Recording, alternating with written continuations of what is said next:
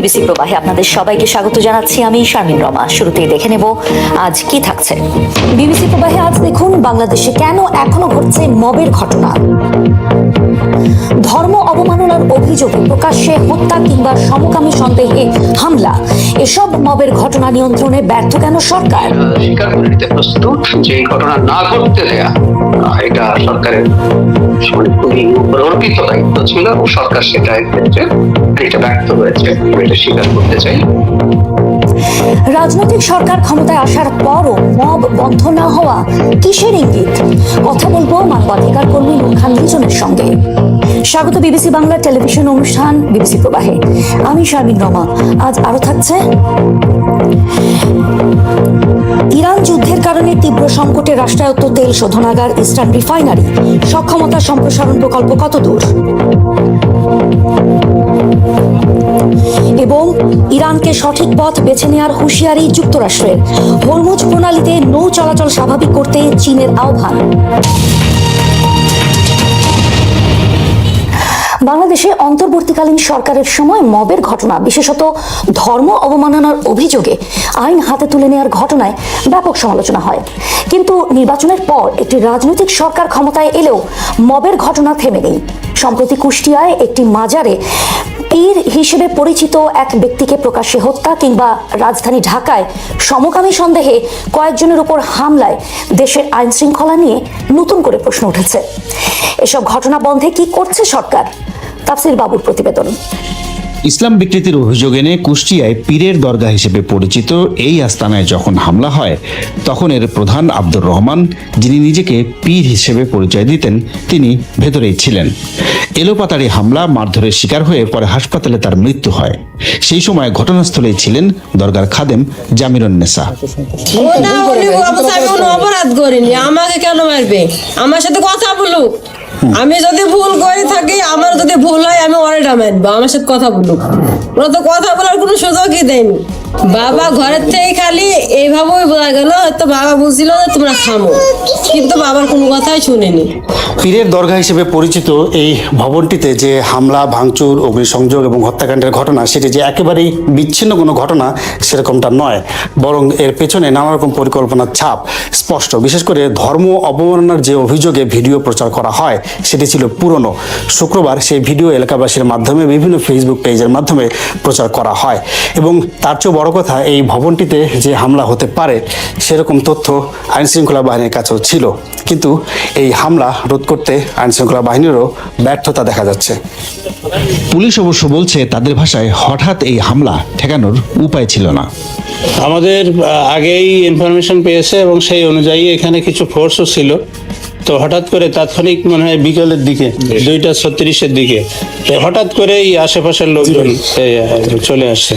এদিকে ঘটনার 2 দিন পর নিহতের ভাই একটি মামলা করেন, যেখানে 4 জনের নাম সহ প্রায় 200 জনকে আসামি করা হয়।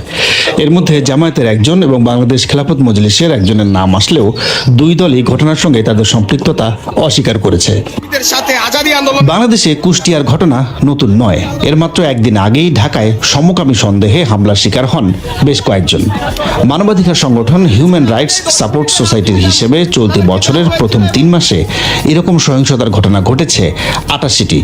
এর মধ্যে একটা উল্লেখযোগ্য সংখ্যক ঘটনাই ঘটেছে কোরআন কিংবা ইসলাম ধর্ম অবমাননার অভিযোগ এনে।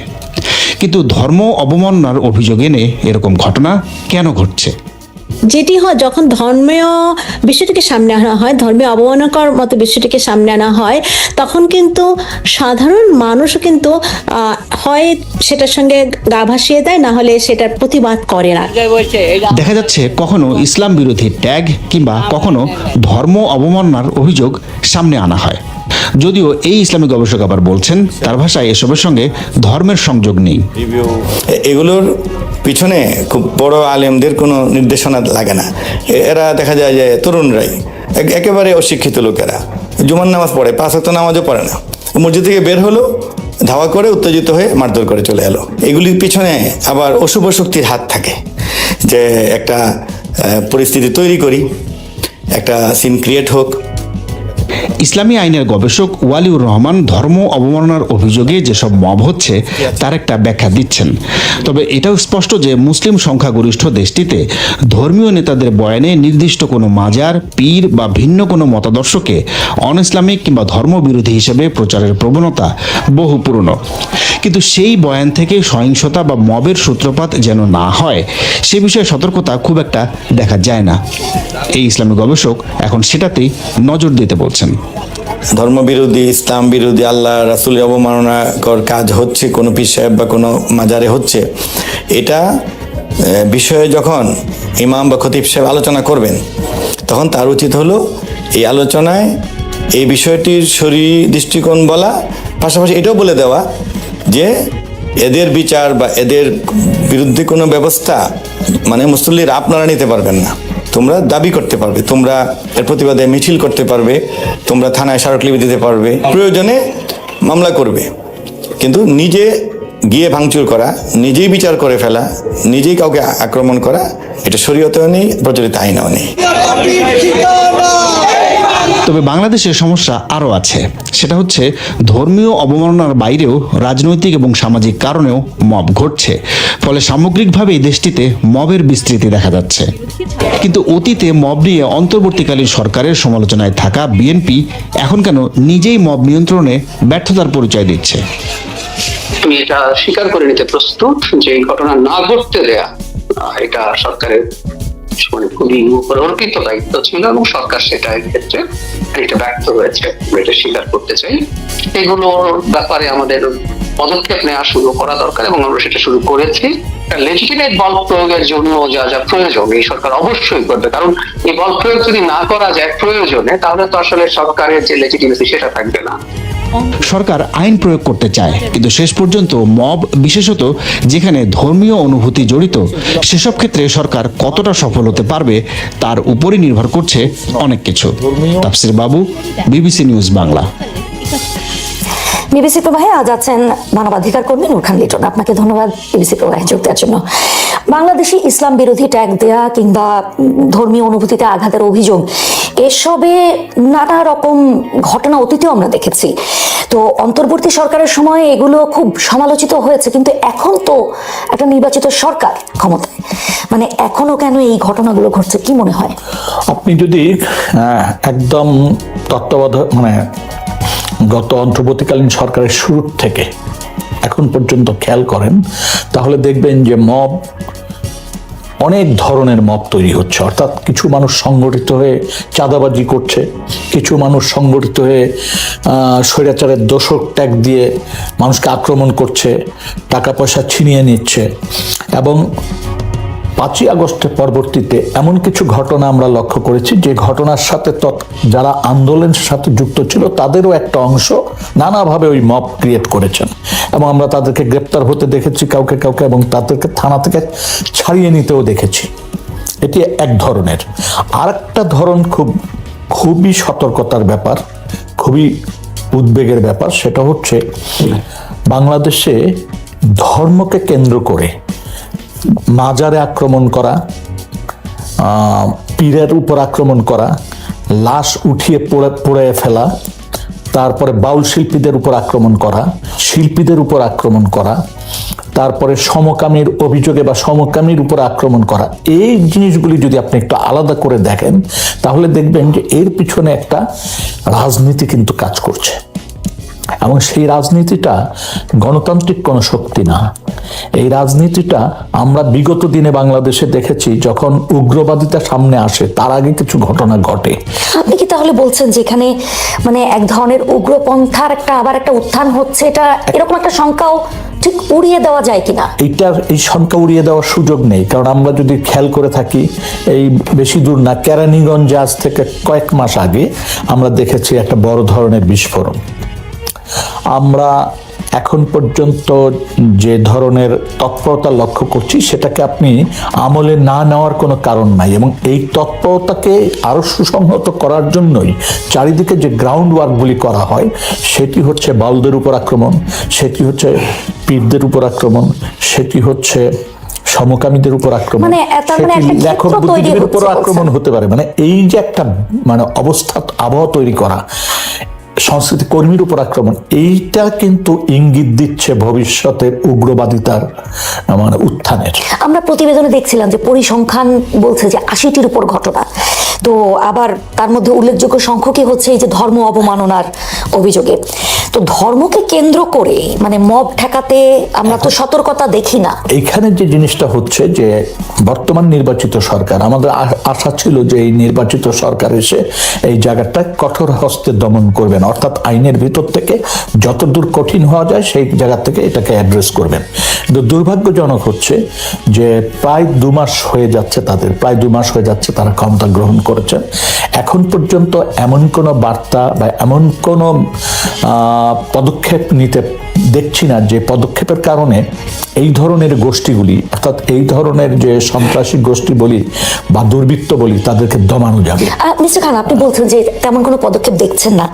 এই যে ধর্ম অবমাননার অভিযোগে যেসব ঘটনা, মানে এগুলো নিয়ন্ত্রণের ক্ষেত্রে সরকার কি কিছুটা অস্বস্তিতে থাকে বা তারা কি কিছুটা গা বাঁচিয়ে চলে কিনা, আপনার কি মনে হয়? কেন হচ্ছে যে ধর্মকে যখন সামনে নিয়ে আসে, দেখবেন এটা যারা মূল কাজটা করে তারা কিন্তু নেপথ্যে থাকে, সাধারণ মানুষকে উস্কিয়ে দেয়, এবং সেই সাধারণ মানুষ এতটা অংশগ্রহণ করে এই ধরনের কর্মকাণ্ডে যে সেখানে একটা বল প্রয়োগ বলেন যে সীমিত আকারে বল প্রয়োগের সুযোগ থাকে না, সেখানে আপনাকে এটাকে অ্যাড্রেস করতে হলে অনেক ধরনের বল প্রয়োগের ব্যাপার হয়।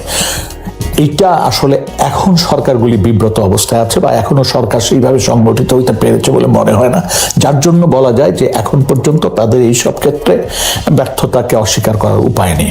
তবে এই ধরনের মানে এই ধরনের যেগুলির সাথে সাধারণ মানুষকে নানাভাবে উস্কিয়ে যুক্ত করা হয়, মিথ্যা কথা বলে নানান ধরনের প্রচার করে, এই ধরনের বিষয় অ্যাড্রেস করার জন্য যেটা খুব বেশি জরুরি সেটা হচ্ছে সাধারণ মানুষকে যুক্ত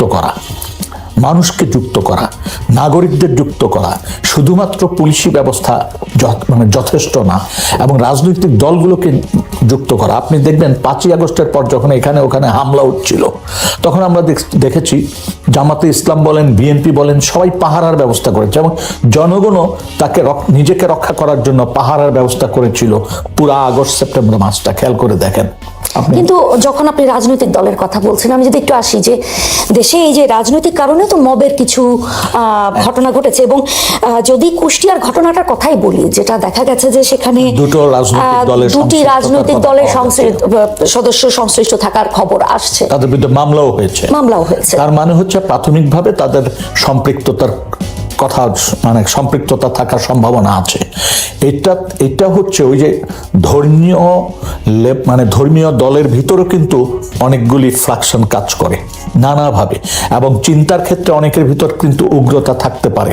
যেমন গণতন্ত্রের সংগঠনের ভিতরে কিন্তু অনেক সময় উগ্রতার লালন পালন হয়, তো সেই ক্ষেত্রে এটাকে একেবারে উড়িয়ে দেওয়া যাবে না। তবে নেপথ্যের শক্তিকে চিহ্নিত করাটা খুবই জরুরি, এবং আপনি যদি নেপথ্যের শক্তিকে চিহ্নিত করতে যান তাহলে দেখবেন যে এই শক্তিটা সেই শক্তি যারা উগ্র রাজনৈতিক মতাদর্শে বিশ্বাস। কিন্তু এই উগ্র রাজনৈতিক মতাদর্শে বিশ্বাসী বা যাদেরকে চিহ্নিত করার কথা বলছেন, আপনার কি মনে হয় না যে সরকার ইতিমধ্যে তাদেরকে চেনে, কিন্তু ব্যবস্থা নেওয়ার ক্ষেত্রে আমরা সেটা খুব একটা দেখছি না? প্রকাশ্যে যে ঘটনাগুলি ঘটছে এইটা চিহ্নিত করা খুব কঠিন কাজ না। যারাই সামনে আসুক আর যারাই নেপথ্যে থাকুক, সামনের মানুষদের নেপথ্যের মানুষদের খুঁজে বের করা সম্ভব। একটি জায়গা হতে পারে এরকম যে সবেমাত্র তারা ক্ষমতা গ্রহণ করেছেন, নিজেরা গুছিয়ে নিতে একটু সময় নিচ্ছেন, এবং সবচেয়ে বড় ব্যাপার হচ্ছে নিজেরাও একটু এই ধরনের মানে ধর্মীয় বিষয়ে অ্যাড্রেস করার ক্ষেত্রে অতি সাবধানী হতে চান। এই অতি সাবধানী হতে যে এই ঘটনাগুলি বিস্তৃত ঘটে যাচ্ছে, এবং এই অতি সাবধানিতার কারণে দেখা যাবে একসময় এটা নিয়ন্ত্রণ করতে পারছে না। আমরা বিগত দিনে এই ঘটনাগুলি দেখেছি। আপনাকে অনেক ধন্যবাদ বিবিসি প্রবাহে কথা বলার জন্য। ইরান যুদ্ধের কারণে তীব্র সংকটে পড়েছে বাংলাদেশের একমাত্র রাষ্ট্রায়ত্ত তেল শোধনাগার ইস্টার্ন রিফাইনারির কার্যক্রম। দেশের মোট তেল চাহিদার 20% পূরণ হয় এই রিফাইনারি থেকে। কিন্তু অবাক করা তথ্য হচ্ছে 1968 সালে নির্মাণের পর আর সম্প্রসারণ হয়নি ইস্টার্ন রিফাইনারি। সবশেষ 2025 সালে 31,000 কোটি টাকা ব্যয়ে নিজস্ব অর্থায়নে সম্প্রসারণ প্রকল্প অনুমোদন দেয় অন্তর্বর্তীকালীন সরকার। আবুল কালাম আজাদ জানার চেষ্টা করেছেন তেল শোধনাগারের সক্ষমতা সম্প্রসারণের বিষয়টি কত দূর এগুলো। এটি হলো চট্টগ্রামের ইস্টার্ন রিফাইনারি। বাংলাদেশে ক্রুড অয়েল আমদানি করে এখানেই পরিশোধন করা হয়। বছরে 15 লক্ষ মেট্রিক টন ক্রুড অয়েল আমদানি করে এখানে পরিশোধন করে 16 ধরনের পেট্রোলিয়ামজাত পণ্য উৎপাদন করা হয়। বিশেষ করে সৌদি আরব থেকে অ্যারাবিয়ান লাইট ক্রুড এবং দুবাই থেকে মারবান ক্রুড, এই দুটি পণ্য ক্রুড অয়েল আমদানি করে এখানে পরিশোধন করা হয়। ইরান যুদ্ধের কারণে তীব্র সংকটে পড়েছে ইস্টার্ন রিফাইনারি। সবশেষ স্টোরেজ ট্যাঙ্কের তলানিতে থাকা জরুরি মজুদ বা ডেড স্টক ব্যবহার করে কোনো রকম 2টি ইউনিট চালু রাখা হয়েছে, আর 2টি ইউনিটের উৎপাদন বন্ধ রেখে মেইনটেনেন্স বা রক্ষণাবেক্ষণে পাঠানো হয়েছে। প্রতিষ্ঠার পর ইস্টার্ন রিফাইনারি এমন তেল সংকটে পড়েনি। যে প্রতি মাসে 1 লাখ আর 2 মাসে আমরা 2 লাখ করে নিয়ে আসি। জানুয়ারিটা আসছে, ফেব্রুয়ারিটা আসছে, মার্চের যে 2টা ছিল সেখান থেকে আমাদের ডিসরাপশন শুরু হয়েছে। আমরা চেষ্টা করছি যত অ্যাজ আর্লি অ্যাজ পসিবল এটাকে নিয়ে আসা। কর্তৃপক্ষ বলছে এই তেল সংকট সাময়িক, মে মাসেই আবার ইস্টার্ন রিফাইনারি পুরোপুরি চালু হবে বলে আশাবাদী। কিন্তু প্রযুক্তির কারণে ইস্টার্ন রিফাইনারি মধ্যপ্রাচ্যের উন্নত মানের ক্রুড ছাড়া অন্য দেশের ক্রুড অয়েল পরিশোধন করতে পারে না, যে কারণে রাশিয়া বা ভেনেজুয়েলা থেকে ক্রুড আমদানি করে ইস্টার্ন রিফাইনারিতে পরিশোধন করা সম্ভব হয় না। এই কারিগরি সমস্যার সমাধান এবং উৎপাদন সক্ষমতা বাড়াতে ইস্টার্ন রিফাইনারি সম্প্রসারণ করে 2য় ইউনিট নির্মাণ করতে চায় বাংলাদেশ পেট্রোলিয়াম কর্পোরেশন। যে কোনো ধরনের ক্রুডকে তখন আমরা রিফাইন করতে পারবো, এটা অনেক বড় অ্যাডভান্টেজ। আমরা অনেক চিপ ক্রুডও আছে যেটা আমরা আনতে পারি না, বিকজ আমাদের সাথে হয় না, ম্যাচিং হয় না আমাদের এই ERL এ। তখন দেখবেন যে আমরা সেই ম্যাচিংটা করতে পারবো, এবং সেক্ষেত্রে একটা ERL 2 তো এটা নিঃসন্দেহে অত্যন্ত গুরুত্বপূর্ণ এবং আমাদের এনার্জি সিকিউরিটিকে এনশিওর করবে সেটা। বাংলাদেশে মোট তেলের চাহিদার 20% পূরণ করে এই ইস্টার্ন রিফাইনারি। বর্তমান বিশ্ব বাস্তবতায় ব্যয়বহুল রিফাইনারি নির্মাণের সুফল নিয়ে প্রশ্ন আছে। তবে বিপিসির দাবি, ইস্টার্ন রিফাইনারি সম্প্রসারণ হলে তেল উৎপাদন দ্বিগুণ বাড়বে, দেশের মোট তেলের চাহিদা অর্ধেক পূরণ করতে পারবে। পরিশোধিত তেলের বিপরীতে আমদানিতে ব্যারেল প্রতি $18 পর্যন্ত সাশ্রয় হবে। তেলের মজুদ ক্ষমতা বৃদ্ধি পাবে এবং জ্বালানি নিরাপত্তাও বাড়বে। অ্যাট দ্য এন্ড আমাদের বুঝতে হবে আমাদের সব কিছুই ইম্পোর্টেড। হ্যাঁ, আমাদের ক্রুডটাও ইম্পোর্টেড, আমরা ডিজেলটাও ইম্পোর্টেড। হ্যাঁ, একটা এর মধ্যে একটা সুবিধা, শোধন করে আমরা যদি এইটার সাপ্লাইটাও ঠিক রাখলাম, প্রাইসটাও ঠিক রাখলাম। কিন্তু আমি কোনো স্টাডি দেখি নাই, আমি কোনো হিসাব দেখি নাই যে এইটাতে আমাদের ওই ধরনের লাভ। Kerosene, jet oil, petrol, furnace oil, naphtha, এরকম আরো অনেক প্রোডাক্ট আছে। তো সেই প্রোডাক্টগুলোর কিন্তু পূর্ণ ব্যবহার আমাদের দেশে নাই। বিশেষ করে পেট্রোল তো আমরা পুরো ব্যবহার করতে পারি না। আর একটা রিফাইনারি হলে যে অতিরিক্ত পেট্রোল আসবে, সেটা তার হয়তো দেখা যাবে যে আমাদেরকে আবার এক্সপোর্টের একটা ইয়েতে যেতে হবে, জায়গায় যেতে হবে আর কি। তো দ্বিতীয় রিফাইনারি আজকে থেকে 20 বছর আগে যদি করা যেত, 15 বছর 20 বছর আগে যদি করা যেত, তাহলে সেটা দেশের জন্য অত্যন্ত লাভজনক হতো। ইস্টার্ন রিফাইনারি নির্মিত হয়েছে 1968 সালে, যেটি আর সম্প্রসারণ হয়নি। 2012 সালে এই ইস্টার্ন রিফাইনারি সম্প্রসারণ করে 2য় ইউনিট নির্মাণের প্রকল্প গ্রহণ করা হয়েছিল। তখন ধারণা করা হয়েছিল যে প্রায় 13,000 কোটি টাকা ব্যয়ে ওই প্রকল্পটি নির্মাণ করা হবে। কিন্তু 2012 সালের পর 11 বার সেই প্রকল্প সংশোধন করার পরেও এখন পর্যন্ত ERL এর 2য় ইউনিট নির্মাণের প্রকল্পটি আলোর মুখ দেখেনি। প্রকল্পটি বিলম্বের সঙ্গে দফায় দফায় ব্যয় বৃদ্ধি হতে দেখা গেছে। 2024 সালে এস আলম গ্রুপকে যুক্ত করে 25,000 কোটি টাকা ব্যয়ে প্রকল্পটি বাস্তবায়নের বিষয়ে নীতিগত সিদ্ধান্ত নেয় জ্বালানি বিভাগ। PPP ভিত্তিতে আওয়ামী লীগ আমলের শেষ সময়ে ওই সিদ্ধান্ত অন্তর্বর্তীকালীন সরকার ক্ষমতায় এসে বাতিল করে। তারপর নতুন একটি প্রস্তাবে দেখা যায় নির্মাণ ব্যয় ধরা হয়েছে 42,000 কোটি টাকারও বেশি। শেষ পর্যন্ত অন্তর্বর্তীকালীন সরকার 31,000 কোটি টাকা নির্ধারণ করে প্রকল্পটির চূড়ান্ত অনুমোদন দেয়। ওটা থেকে আমরা কমায় এখন 31,000-এ নিয়ে আসছি, যেন অতিরিক্ত বা এক্সট্রা খরচ বা অপ্রয়োজনীয় খরচ কোনো কিছু না থাকে। এগুলি সব আমরা কাটছাট করে সেই আপনার 40-এর উপরের কস্টিংটা আমরা 31-এ নিয়ে আসছি।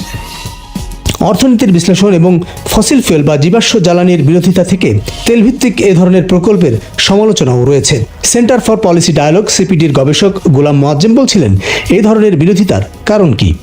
ইস্টার্ন রিফাইনারি এখনকার আর্থিক সক্ষমতাতে আমি চালাতে পারি না, এটাকে 3 গুণ বৃদ্ধি করে তার জন্য যে আর্থিকভাবে একটা দীর্ঘমেয়াদী একটা কাঠামোতে যাওয়া, এটাকে কিন্তু আমাদের আর্থিক নির্ভরতাকে আরও দুর্বল করে দেবে এবং বৈদেশিক জ্বালানির উপরে আমদানির উপরে আরও বাড়াচ্ছে। এমনকি ঋণের পরিমাণ যে ডেট রয়েছে বিভিন্ন সরকারের, সেটির পরিমাণ আসলে বাড়াবে।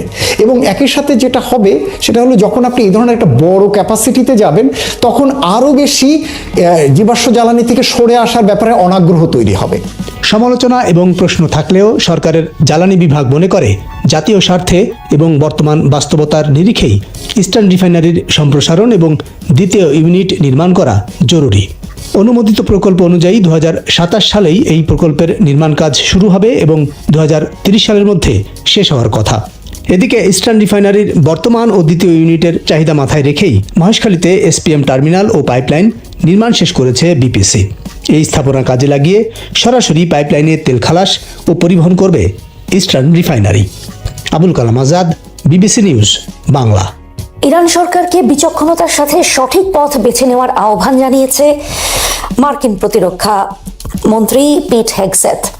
ইরান যদি ভুল পথ বেছে নেয় এবং চুক্তিতে না আসে, তবে আবার যুদ্ধ শুরু করার মতো পর্যাপ্ত শক্তি যুক্তরাষ্ট্রে রয়েছে বলে মন্তব্য করেছেন তিনি।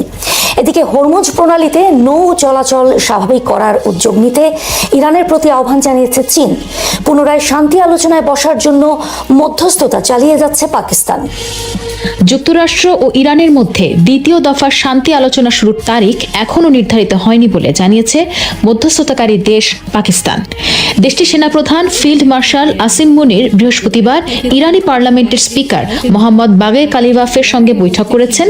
এর আগে তিনি ইরানের পররাষ্ট্রমন্ত্রী আব্বাস আরাকচির সঙ্গে বৈঠক করেন। এসব বৈঠকে আলোচিত ইস্যুর মধ্যে ইরানের পরমাণু ইস্যুটিও রয়েছে বলে জানিয়েছে পাকিস্তানের পররাষ্ট্র মন্ত্রণালয়। রয়টার্সের খবরে বলা হয়েছে, তেহরানের পরমাণু কর্মসূচি সহ বেশ কিছু ইস্যুতে এখনও মতভেদ রয়ে গেছে যুক্তরাষ্ট্র ও ইরানের মধ্যে। এদিকে হরমুজ প্রণালীতে নৌ চলাচল স্বাভাবিক করার উদ্যোগ নিতে ইরানের প্রতি আহ্বান জানিয়েছে চীন।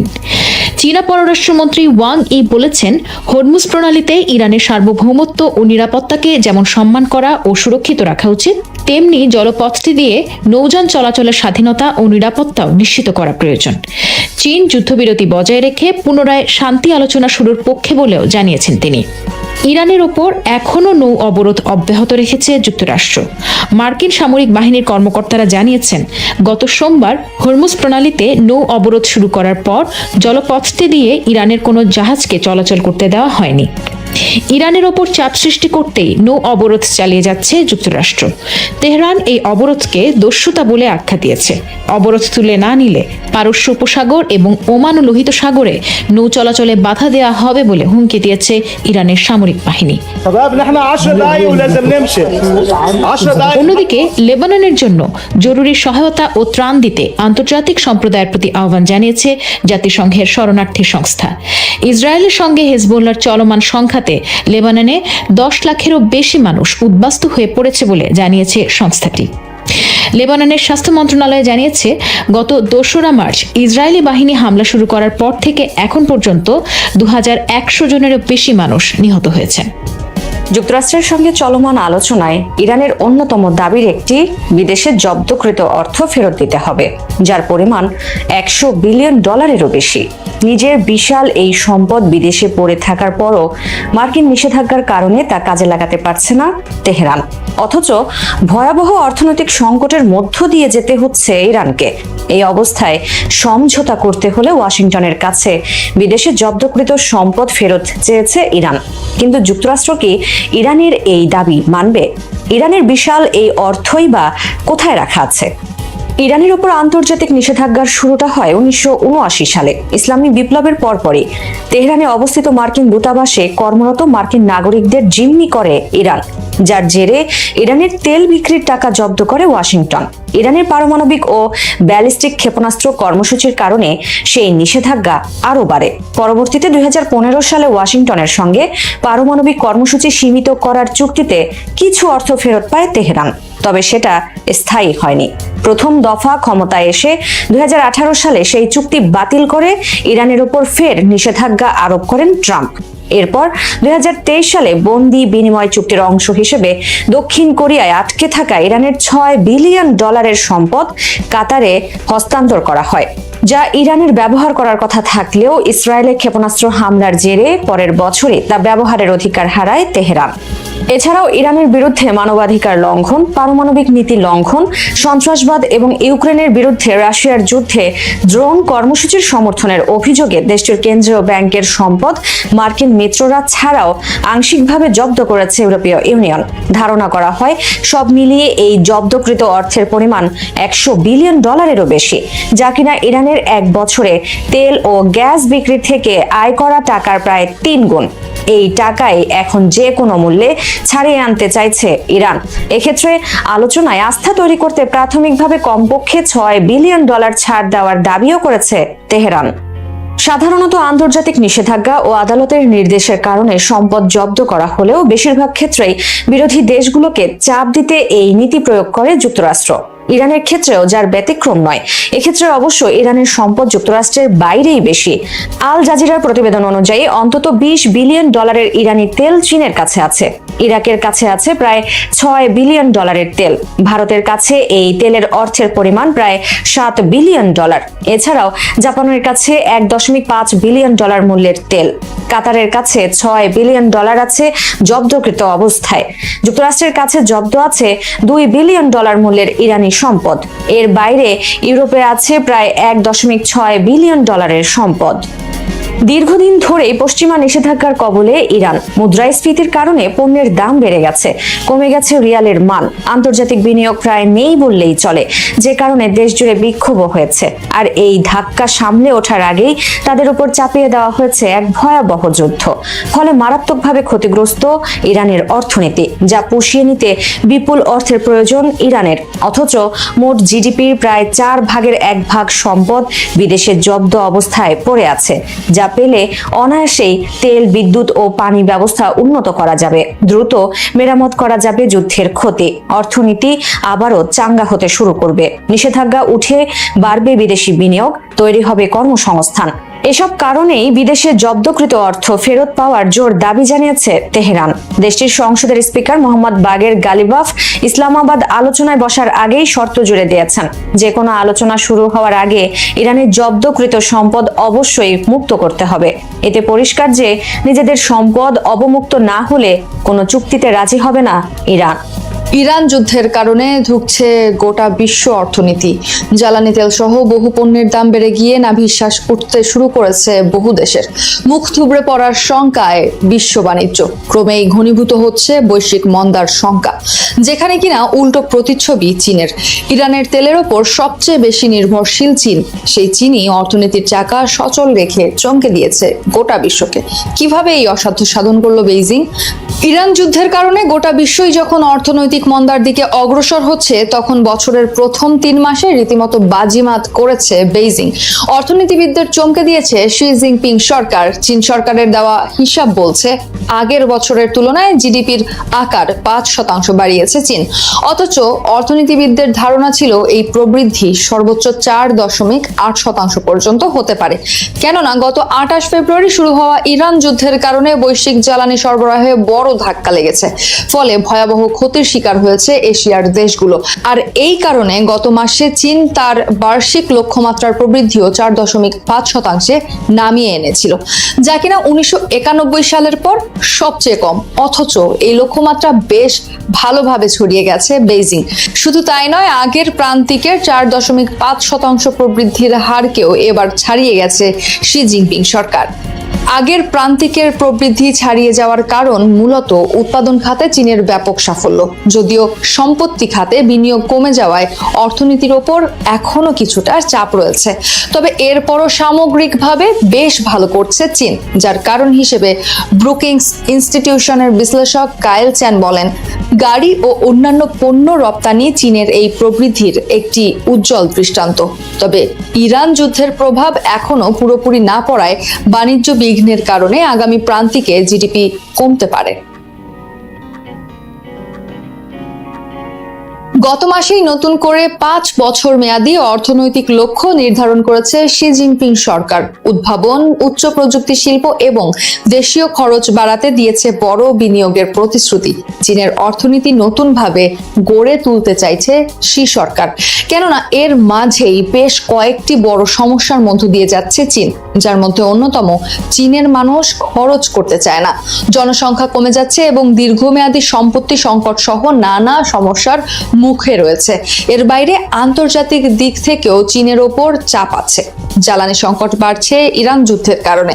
এর বাইরে যুক্তরাষ্ট্রের সঙ্গে শুল্ক ইস্যুতে বাণিজ্য উত্তেজনা তো আছেই।